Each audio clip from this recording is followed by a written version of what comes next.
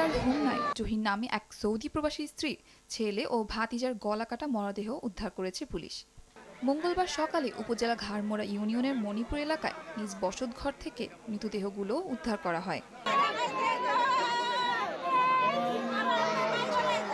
নিহতরা হলেন মণিপুর এলাকা প্রবাসী জহিরুল ইসলামের স্ত্রী সুখী আক্তার, তাদের ছেলে হোসাইন এবং জহিরুলের ভাই প্রবাসী ছাত্তার মিয়ার ছেলে জুবায়ের।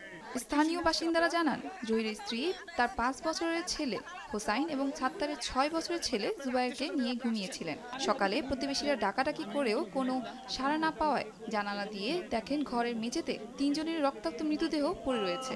3 রুমে 3টা লাশ। আচ্ছা আচ্ছা। কর্নার রুমে একটা, এই কর্নার রুমের বয়স কত হবে?